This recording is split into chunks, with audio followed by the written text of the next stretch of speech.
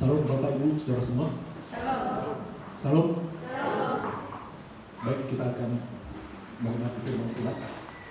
Kita buka dari Injil Lukas pasal 19 ayat pertama sampai ayat yang ke-10. Injil Lukas bab 19 ayat pertama sampai ayat yang ke-10.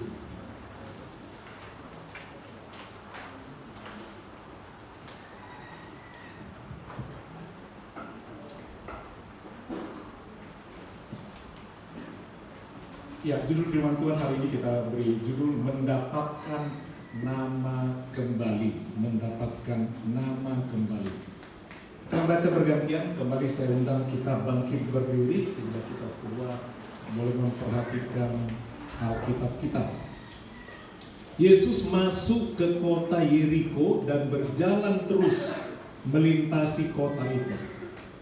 Di situ ada seorang bernama Zakheus, kepala penghuni cukai, dan dia seorang yang kaya. Ia berusaha untuk melihat orang apakah Yesus itu, tetapi ia tidak berhasil karena orang banyak, sebab badannya pendek. Maka berlarilah ia mendahului orang banyak, lalu memanjat pohon ara untuk melihat Yesus yang akan lewat di situ. Ketika Yesus sampai ke tempat itu, ia melihat ke atas dan berkata, "Zakheus, segeralah turun, sebab hari ini aku harus menumpang di rumahmu." Lalu Zakheus segera turun dan melihat Yesus masuk ke dia. Tetapi semua orang yang melihat hal itu bersungut-sungut, katanya, "Ia menumpang di rumah orang berdosa." Tetapi Zakheus berdiri dan berkata kepada Tuhan, "Tuhan, sekarang dari milikku akan kuberikan kepada orang miskin, dan sekiranya ada sesuatu yang kuperas dari seseorang, akan kukembalikan 4 kali lipat." Kata Yesus kepadanya, "Hari ini telah terjadi keselamatan kepada rumah ini, karena orang ini pun anak Abraham. Sebab Anak Manusia datang untuk mencari dan menyelamatkan yang hilang. Puji Tuhan, silakan duduk. Yang berbahagia adalah yang mereka yang mau mendengarkan firman Tuhan dan melakukannya. Kita melihat kisah ini sering diceritakan, saudara. Zakheus, nama yang sangat populer.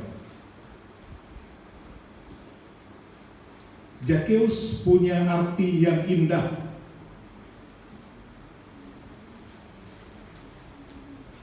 Arti Zakheus adalah murni dan saleh.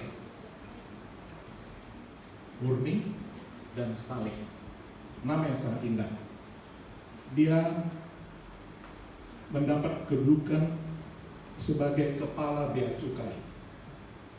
Bukan pegawai bea cukai, tapi kepalanya, kepala departemen bea cukai. Untuk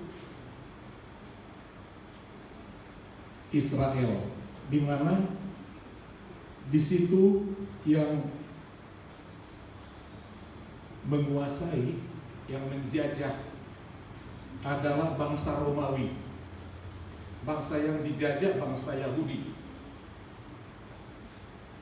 Bangsa yang menjajah memungut pajak kepada bangsa yang dijajah.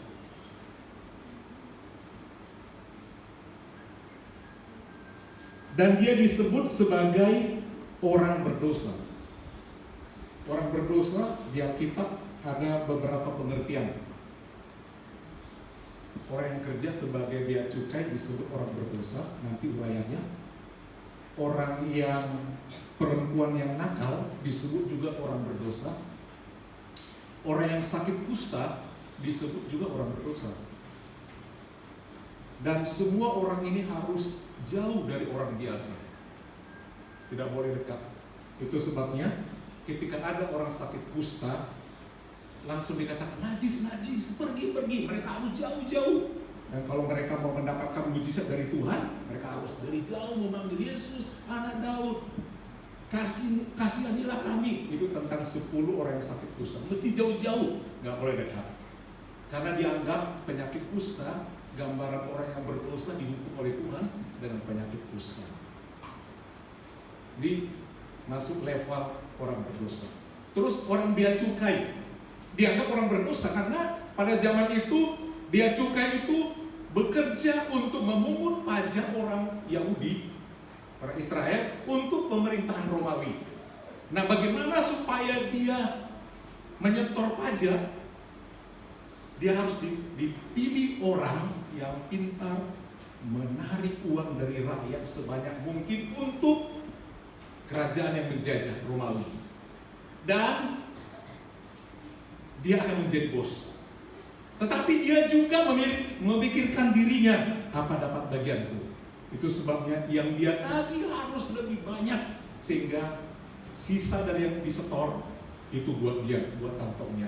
Sehingga dikatakan dalam ayat ini, dia orang yang kaya.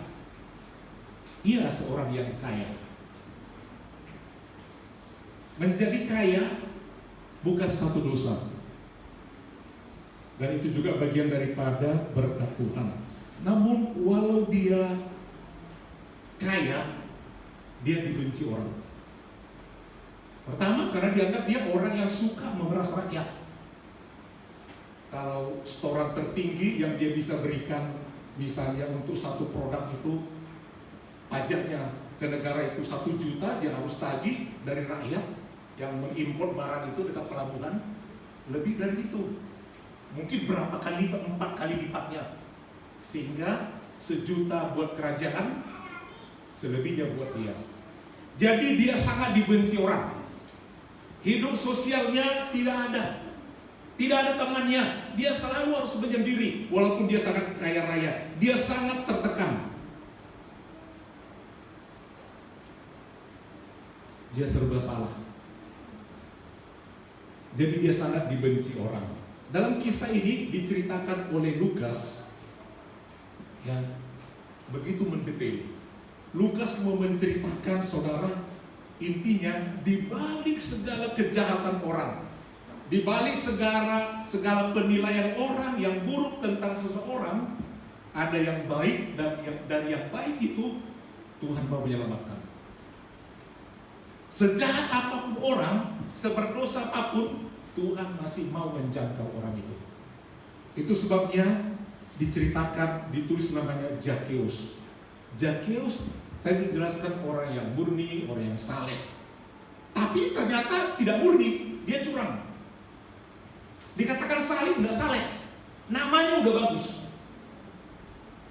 secara nama, tapi di masyarakat buruk.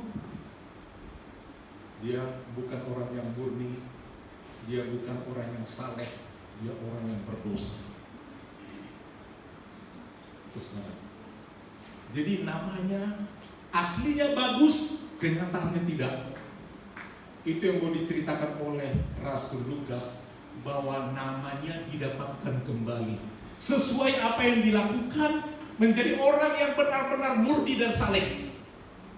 Banyak orang namanya bagus loh, udah bagus, nama ini, tapi nama itu hilang.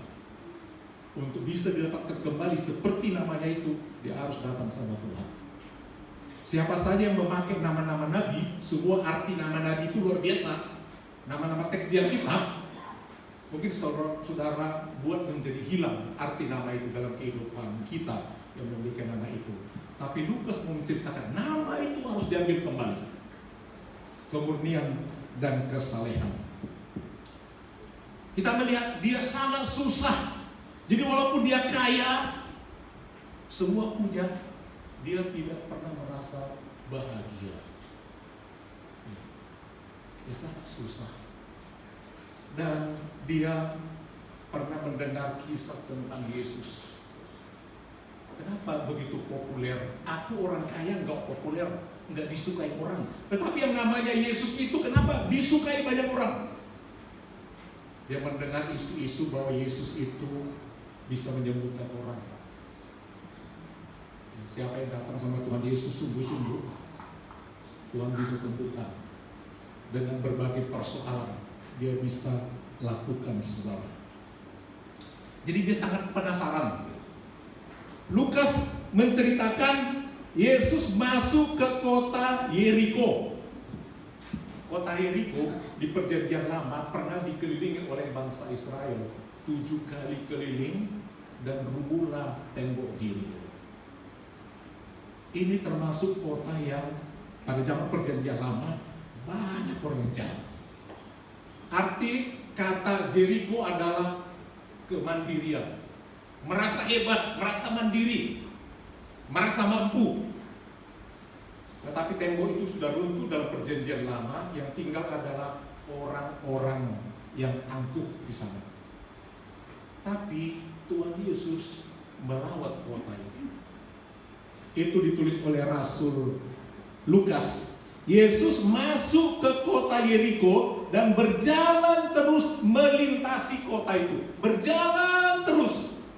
Dia hanya melintasi, cuman mau lewat. Ada kota lain tujuannya. Berjalan terus. Tak mau lihat kiri kanan.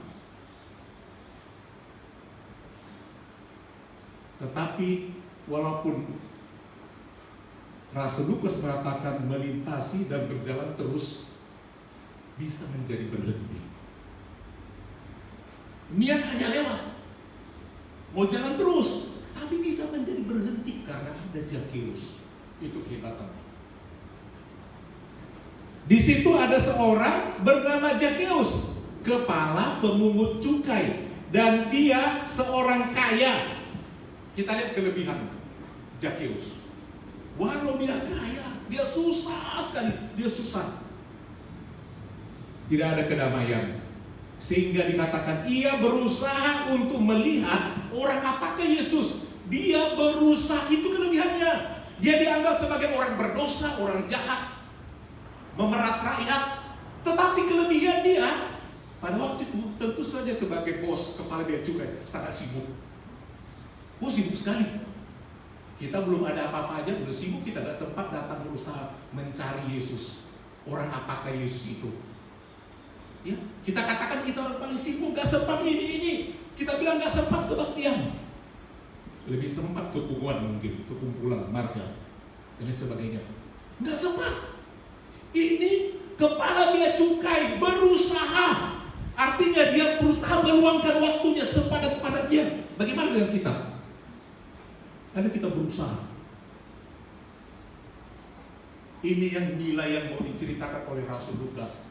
Walaupun orang mengatakan begini dia berdosa. Ingat, bagi Tuhan tidak ada mustahil untuk menyelamatkan orang. Ada usaha di batinnya, ada kekeringan.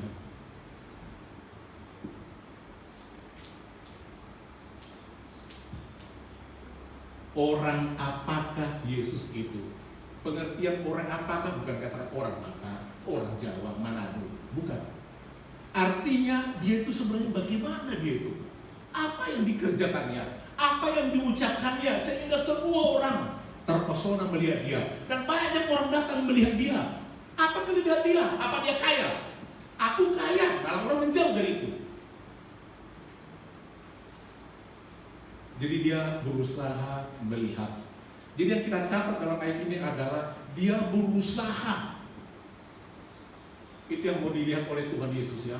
Susah apapun saudara, apapun masalahnya, saudara harus berusaha datang kepada Tuhan Yesus. Apapun, sejahat apapun, jangan pernah lupakan Tuhan Yesus yang terus menantikan orang-orang yang berusaha untuk datang sama Tuhan. Amin. Ya. Kita harus berusaha secapek apapun, sesibuk apapun, sesusah apapun. Karena kalau kita diam saja pun nggak selesai masalah. Kita perlu keluar, bertemu dengan Tuhan, bertemu dengan gereja. Tetapi ia tidak berhasil. Udah berusaha, nggak berhasil. Ada permasalahannya. Dia dikaruniai ya badan yang pendek seperti itu. Pendek, yang jauh di bawah rata-rata orang. Dia pendek. Ya bagaimana mau melihat? Udah berkerumun banyak orang meminta mujizat, jamahan Tuhan. Dia udah berusaha, tapi gak bisa. Tapi apakah dia putus asa? Kadang-kadang jemaat itu baru berusaha sekali, Tuhan nggak jawab, udahlah, udah, bukan rezeki, udah Tuhan benci aku, Tuhan nggak berkati aku, udah, tahu saya lagi doa, tahu saya lagi datang, ngomong kosong. Doa pendeta itu, buktinya aku udah berusaha ini nggak ada. Tetapi dia tidak berhasil karena orang banyak. Nah, orang banyak ini apa masalahnya? Karena sebuah tinggi-tinggi menjadi tembok pemisah. Ya, banyak, kalau hanya satu masih bisa begini. Tinggi satu dia masih bisa begini. Tapi ini orang banyak, sebuah tinggi. Persoalan ternyata orang banyak bisa menghalangi orang datang sama Tuhan. Ya, saudara terlalu banyak dekat sama orang banyak bisa menghalangi saudara datang sama Tuhan. Kemanapun saudara pergi, kalau suka dengan orang yang banyak, keramaian apapun, saudara cenderung mengikuti keramaian itu, dan saudara tidak bertemu Tuhan. Banyak manusia seperti itu, ikut ini, banyak sih, enak sini, enak ini, enak ini. Kumpulan-kumpulan ini semua mengasihkan. Tapi jangan lupa, kita menjadi tidak melihat Tuhan. Yang kita lihat adalah keramaian itu. Tidak berhasil karena orang banyak, sebab badannya pendek. Kalau dia lebih tinggi dari orang, gak ada masalah. Mau banyak pun aku masih bisa melihat Yesus. Tapi dia pendek. Apakah dia menyesali tubuhnya yang pendek? Dia menerima kodratnya. Saudara menerima keadaan tubuh saudara yang sekarang ini? Pemuda remaja, terima nggak? Terima? Kalau saudara sendiri nggak terima, pacar saudara nggak terima. Ya, saudara harus bangga dengan keadaan fisik saudara, sehingga orang lain menghargai. Ya, kalau saudara sendiri nggak pede, nggak percaya, gimana orang mau? Nah, Zakeus, aku pendek dan banyak orang gede-gede dan semua menghalangiku. Dia nggak diam. Apapun keadaan fisik saudara, pendidikan saudara, ya, pengetahuan saudara, jangan pernah merasa saudara tidak akan dapat bertemu dengan Tuhan, tidak akan bisa melayani Tuhan. Yang diperlukan oleh Tuhan adalah kita punya usaha untuk datang kepada Dia, dan pasti akan dipulihkan oleh Tuhan. Jadi pendek bukan penghalang. Ada cara lain Tuhan untuk memberkati. Secara dunia mungkin dia tidak masuk dalam klasifikasi. Ya. Mau masuk polisi, untuk dia nggak melamar jadi polisi, pasti gugur. Jadi tentara gugur. Tapi ternyata pada zaman itu melamar jadi bea cukai nggak ada ukuran tinggi. Yang penting tahu cari uang. Amin, Bapak Ibu. Tahu cari uang itu penting, asal lurus-lurus. Dan orang ini dia pendek, tapi pikirannya luar biasa. Dia menjadi orang nomor 1 di departemen bea cukai pada waktu itu. Dan dia sangat kaya, tapi dia tidak bahagia. Nah, apa yang dilakukan oleh Zakeus yang pendek itu? Yang nggak kelihatan. Ya, dia ada di antara pinggang-pinggang orang. Usaha nggak bisa. Tapi dia tidak habis akal. Saudara, dia tidak takut diinjak. Maka berlarilah ia mendahului orang banyak. Di situ dengar itu ada rombongan, banyak orang mau melintasi kotaku Yeriko, mau ke kota yang lain. Ya, orang udah mulai keluar dari rumah semua. Di situ orang berteriak, Yesus datang ke kampung kita, Yesus datang. Semua orang keluar. Tapi Zakeus yang pendek, dia bukan pelari, dia berlari mendahului orang.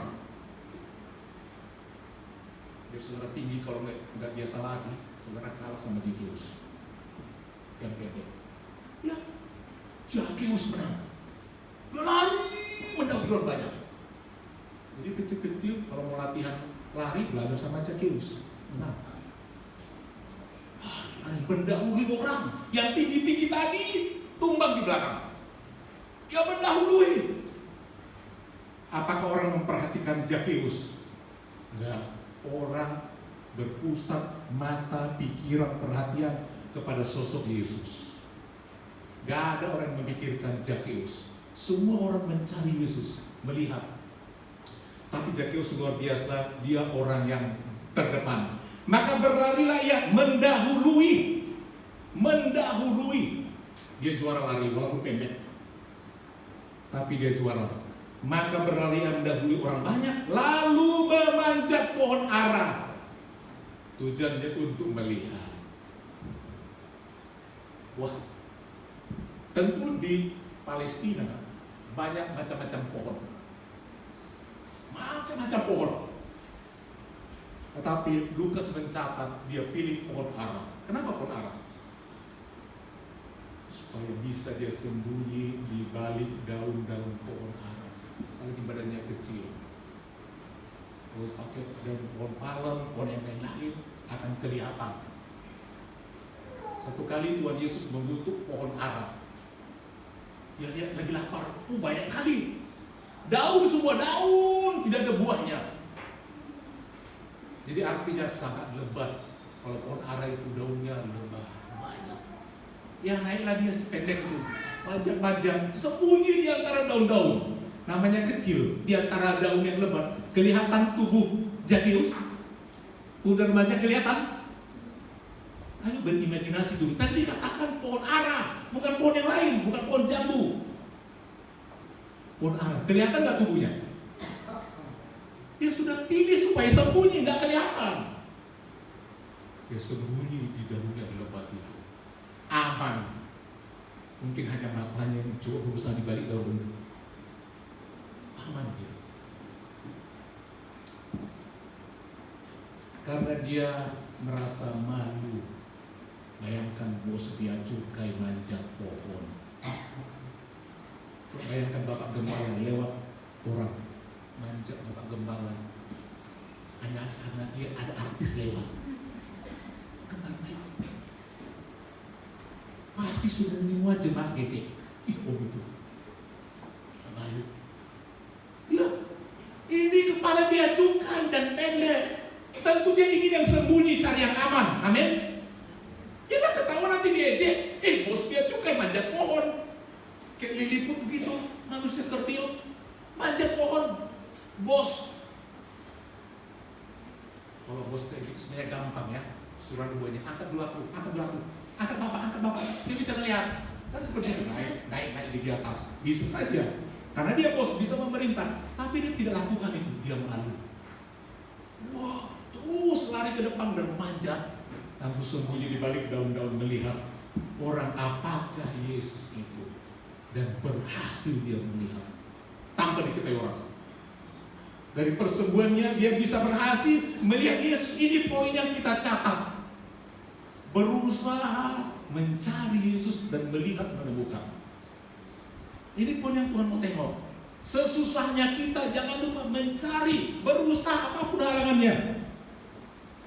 Berusaha baik untuk melihat orang apa Yesus itu, saudara.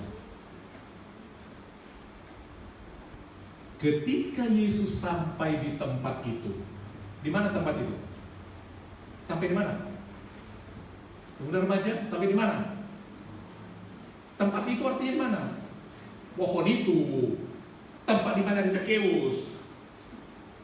Tempat itu, tadi kan topiknya naik ke pohon. Pohon ara, daunnya lebat, ada di situ, liliput, sembunyi. Kan begitu. Nah, sampailah Yesus di tempat itu. Tuhan Yesus secara orang ramai bisa melihat gak ada orang sana. Di pohon daun, di daun itu gak ada orang yang lihat. Tapi Tuhan Yesus melihat. Daun boleh menutupi, tapi Yesus bisa melihat.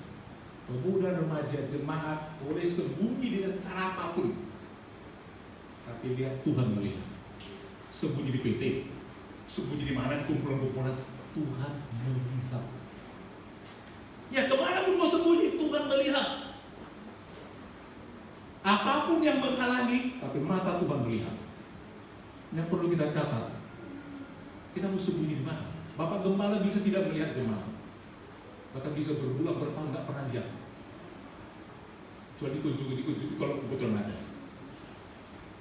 Tapi mata Tuhan melihat. Sehingga apa kata ayat ini? Ketika Yesus sampai ke tempat itu, yaitu di bawah pohon itu, ia melihat ke atas. Kenapa harus repot-repot melihat ke atas? Karena dia tahu yang sembunyi. Mau sembunyi mana? Tuhan tahu. Tuhan bisa lewat. Lalu dia melihat ke atas. Apakah dia hanya melihat daun? Enggak. Dan berkata, sembunyi di hati aja. Sembunyi ya. Langsung disebut namanya. Zakheus. Dikaget masih. Jangan-jangan dia langsung ke wajah. Ketahuan juga aku ya. Bisa begitu kan? Rupanya Tuhan melihat mata yang dua itu ketemu mata. Zakheus pasti kaget. Bayangkan, mata ketemu mata, pasti dia takut sekali. Tapi dia juga bersuka cita. Ya Tuhan, kok Yesus ini tahu aku? Ya Tuhan, kok orang ini tahu namaku? Ya Tuhan, kok orang ini perhatian sama aku? Orang gak ada memperhatikan aku. Orang tidak ada yang melihat aku lari ke sini, naik ke tempat ini. Tapi orang ini yang ceritanya hebat, benar-benar hebat. Aku alami itu. Ini yang menyentuh hati kita. Ya, dikatakan dalam ayat ini, Zakheus segera turun. Ya, dikatakan si Zakheus segeralah turun, cepat turun, segeralah turun. Capek kau di situ, capek kau sembunyi, udah ketahuan, turunlah. Senang gak Zakheus? Dibilang begitu. Senang gak? Kalau saudara membayangkan seperti Zakheus, senang gak begitu? Tuhan bilang begitu. Sekarang turun. Senang?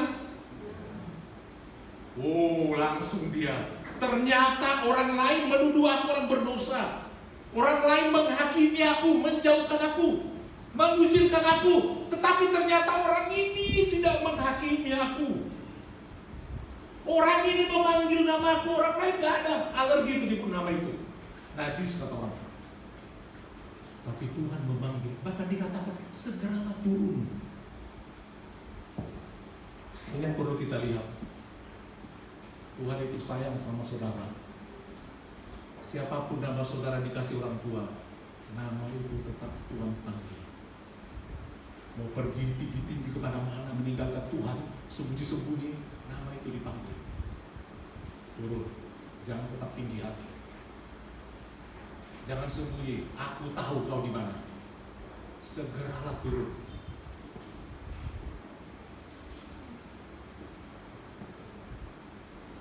Apa yang terjadi selanjutnya? Sebab hari ini aku harus menumpang di rumah. Hebat kali. Disebut sebab turun cepat, sebab hari ini aku harus, bukan akan. Aku pengen, enggak. Aku harus menumpang di rumah. Siapa kita baru pertama jumpa, terus langsung bilang, aku harus menumpang di rumah. Pernah baru jumpa begitu? Bilang, aku harus menumpang. Kira-kira orang siapa yang nekat ngomong begitu sama kita? Aku harus menumpang di rumah. Orang mana yang punya hak ngomong begitu? Orang bagaimana? Menurut baca? Yang kira-kira berani ngomong sama kita begitu? Aku harus numpang di rumah. Bagaimana biasanya? Bisa dijawab supaya logikanya jalan. Yang bagaimana? Kawan lama yang akrab, lama gak jumpa, baik, mungkin family, orang yang sangat baik, orang yang sangat dekat, orang yang sangat kompak, lama gak jumpa. Aduh, berpuluh tahun kita gak jumpa, kita dulu sama-sama bercanda, sama gini-gini, aduh. Kayaknya aku gak jadi kesana. Aku harus numpang di rumah, ngobrol kita, makan kemana kita, bernostalgia. Kan begitu, tandanya orang yang akrab, amin.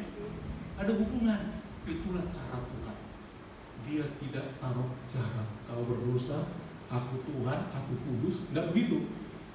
Dia merendahkan dirinya. Aku harus menumpang. Kalau orang lain mungkin jijik untuk datang ke rumahmu, dia anggap orang berdosa. Semua orang membenci rumahmu, mungkin melempari rumahmu. Tapi aku harus menumpang.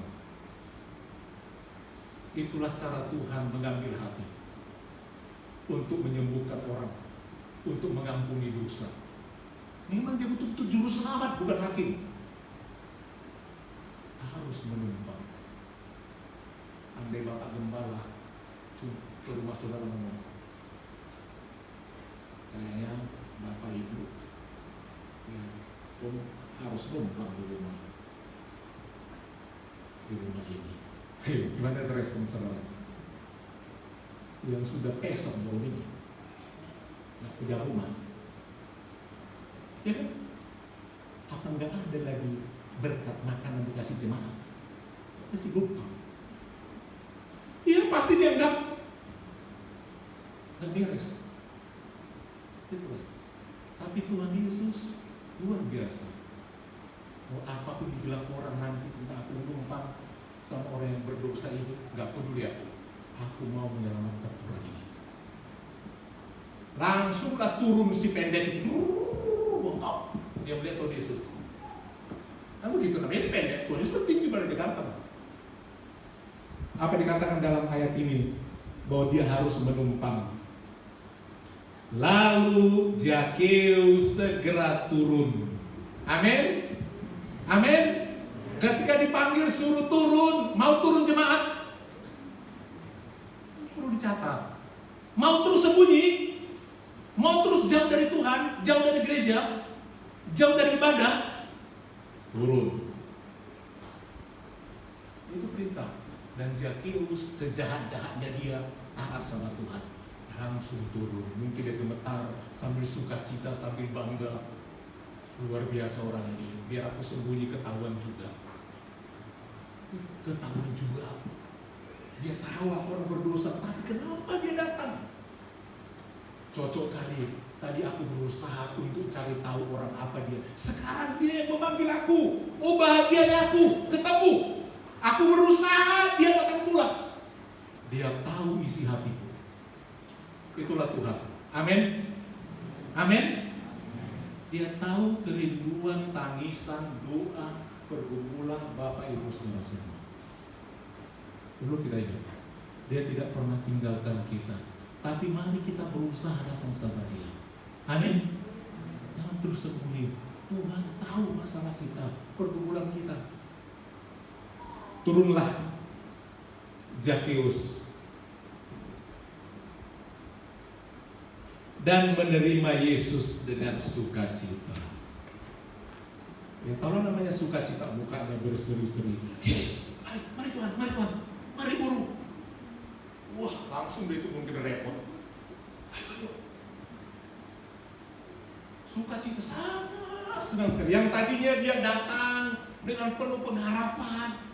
Ya, harap-harap cemas untuk melihat, ya, harap-harap cemas apakah nanti aku akan ditolak ketika aku ketahuan melihat dia karena aku orang berdosa, orang semua menjawabku. Tapi ternyata sebuah jauh dari dugaan dia itu. Dia sangat bersuka cita ketika dia sangat diterima. Dia pun datang menyambut Tuhan Yesus. Nah, kita melihat respon. Setiap kali kita mau datang sama Tuhan, bukan gampang. Ada saja tantangan. Ini perlu kita catat, gak selalu mulus. Dalam ayat ini dikatakan, tetapi, ada kata tetapi. Kalau Zakheus bersuka cita, kalau Tuhan Yesus bersuka cita, orang kaya itu mau turun dan menerima permintaannya untuk menumpang di rumahnya. Mereka bersuka cita, orang banyak udah. Jangan kira kalau saudara sudah mulai ikut Tuhan, tetangga-tetangga senang sama saudara. Jangan dikira semua akan mendukung. Mungkin di antara jemaat juga ada seperti itu. Musiman aja dia itu datang, besok juga macam-macam. Gak yakin. Macam-macam kalimat yang mengejek kalau orang mau datang sama Tuhan. Sehingga dikatakan dalam ayat, tetapi semua orang yang melihat hal itu bersungut-sungut. Semua bersungut-sungut. Aduh, gimana ini? Dulu udah semua benci sama aku. Sekarang giliran ada yang mencintaiku. Tuhan Yesus, aku udah berbahagia. orang lain nggak mau bahagia. Banyak orang benci melihat anak Tuhan bahagia. Amin. Amin. Banyak, ini kenyataan loh. Banyak orang nggak suka melihat orang diberkati, bahagia. Karena itu sebabnya kalau kita kadang-kadang bahagia, jangan terlalu diceritakan sama orang lain. Jangan cepat bangga. Karena apa? Orang lain belum tentu ikut bahagia. Malah kita bicara macam-macam. Nikmati saja bahagia itu. Gak usah terlalu pamer kali. Karena bisa orang bersuruh-suruh iri dengki. Ini fakta. Ya. Orang tiba-tiba misalnya dapat hadiah, rezeki, ya. Dapat mobil mewah. Langsung dia cerita kemana-mana. Aku dapat ini, dapat ini. Terakhir langsung orang ikut bahagia. Selamat ya, selamat ya. Yuk makan-makan. Jangan-jangan besok mobil itu dilempar. Ini fakta. Ya, baru berapa hari dipakai mungkin sudah tergores. Bisa begitu. Itu kenyataan hidup. Bersungut-sungut. Tapi Zakheus tidak mau menghiraukan itu. Ia menumpang di rumah orang berdosa, diejek. Ya ampun, selama ini kami puji-puji dia sebagai Yesus yang suci. Ajarannya sangat luar biasa, belas kasihannya. Iya memang, dia selalu mengajarkan jangan ini, jangan ini, jangan ini. Tetapi sekarang dia menumpang. Bicara aja udah diejek orang. Ini minta numpang lagi. Sangat bersungut-sungut. Tetapi Zakheus berdiri. Dia tidak diam. Setelah sampai di rumah itu banyak orang melihat dan berkata kepada Tuhan, Tuhan, setengah dari milikku akan kuberikan kepada orang miskin. Dia kata tadi kaya kali. Setengah dari milikku akan kuberikan kepada orang miskin. Dan sekiranya ada sesuatu yang kuperas dari seseorang, akan ku kembalikan 4 kali lipat. Apa artinya itu? Dia mendobrak melebihi daripada hukum Taurat. Apa bunyi daripada hukum Taurat tentang hal ini? Karena dikatakan setengah dari milikku akan kuberikan kepada orang miskin. Luar biasa jamaah Tuhan. Ya. Yang tadinya tidak peduli sama orang, peras ini, pajaknya sih, mau miskin kek, mau apa kek, pokoknya bayar. Dan dia menjadi kaya. Banyak orang tetap miskin karena Zakheus. Tapi setelah bertobat, dia ingat orang miskin. Kalau tadi nggak peduli sama orang miskin, hancur sih, tinggal kaya. Setoranku beres ke Kaisar Roma.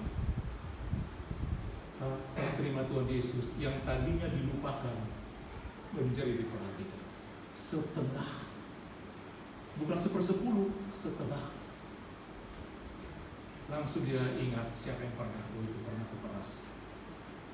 Mereka miskin kan karena aku itu. Dia kasih bantuan, dia kasih. Bahkan dikatakan dalam ayat selanjutnya, dan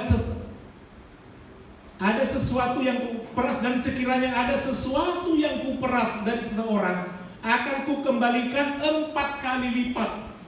4 kali lipat. Kalau seseorang mencuri barang seseorang, ketahuan, menurut hukum Taurat, perjanjian lama, barang itu dikembalikan, tetapi harus tambah nilainya. Nilai barang itu 1 juta, nggak perlu dikembalikan 1 juta. Apalagi kurang, nggak boleh. Ya, nggak boleh. Ini ada ditulis dalam kitab Imamat pasal 6 ayat 4-5. Ketika kita mengambil punya orang, meminjam punya orang, mengembalikan, bukan hanya sekedar kembali. Kitab Imamat pasal 6 ayat 4 sampai 5. Ini peraturan dalam hukum Taurat.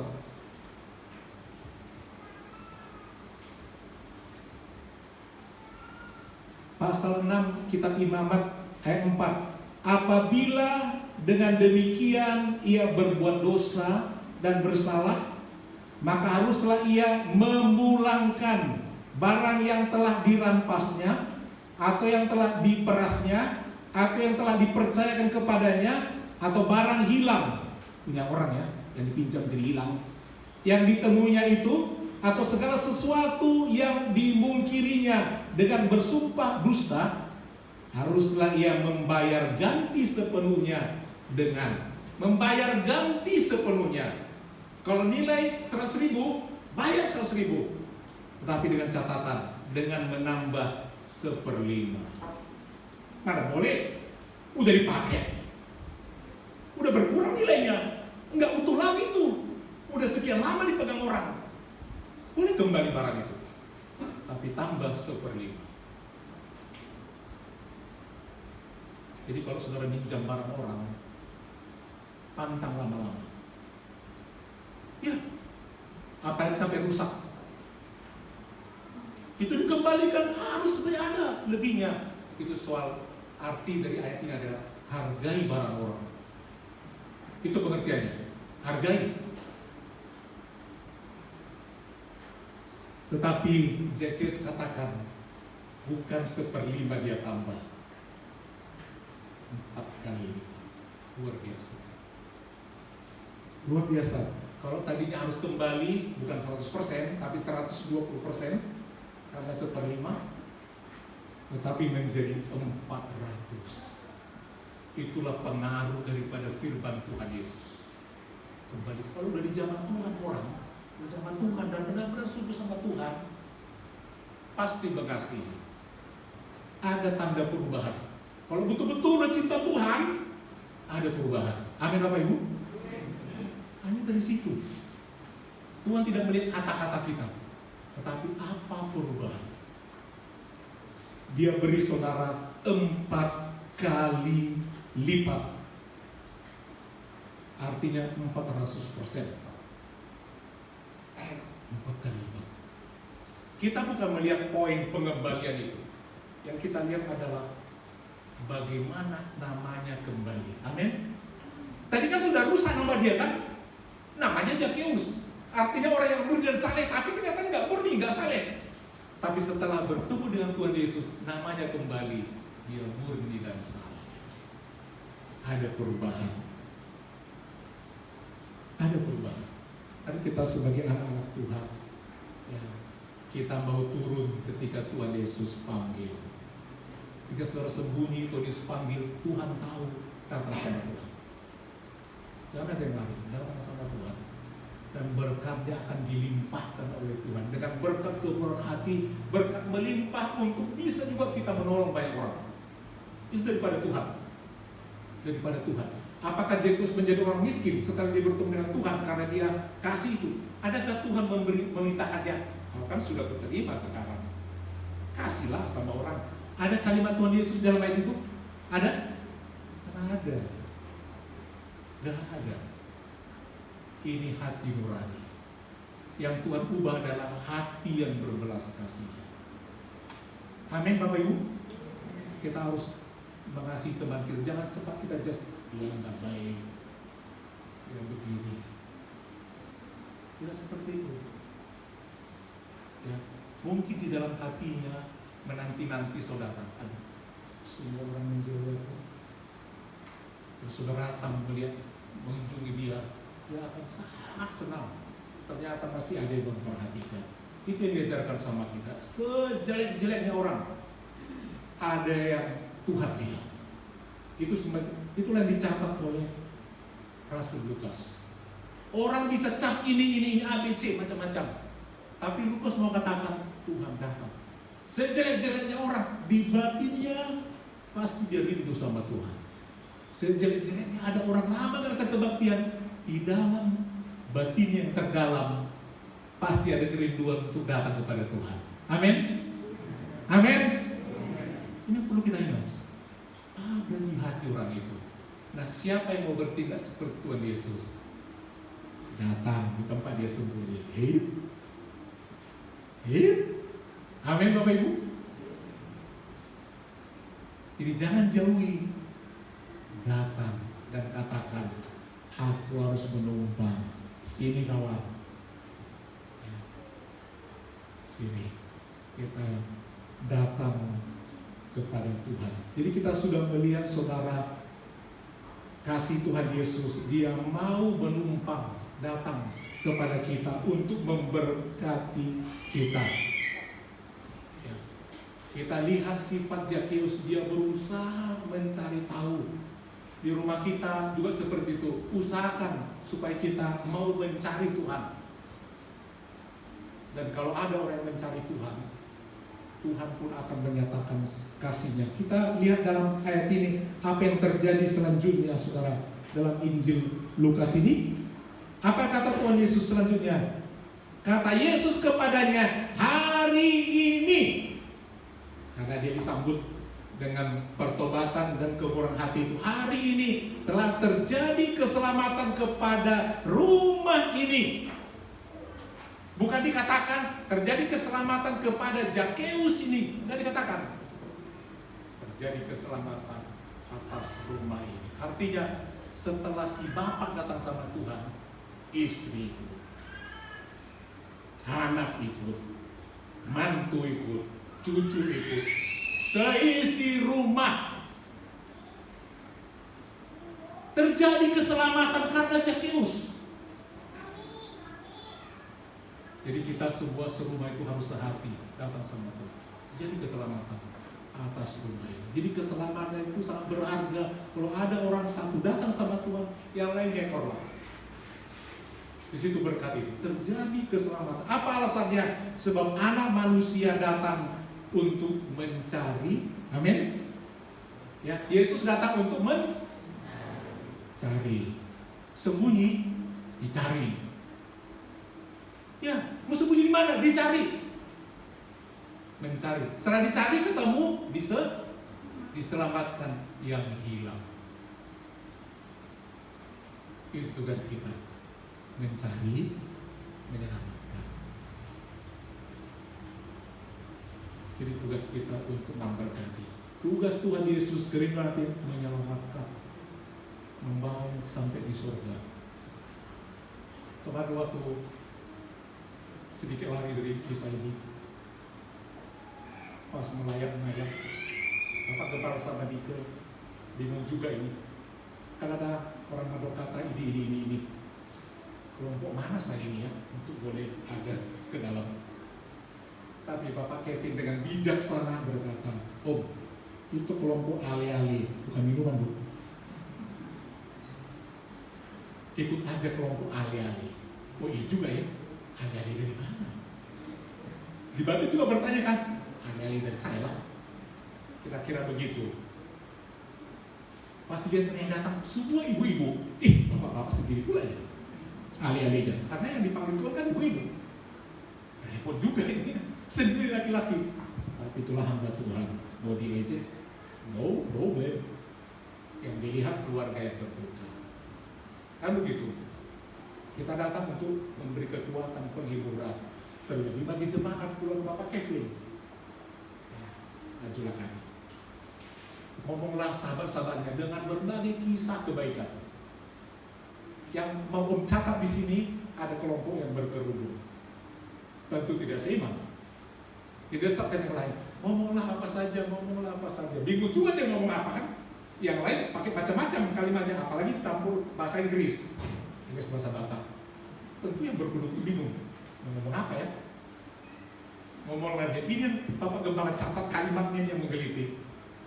Ya, Ibu Indah, selamat jalan sampai di surgamu.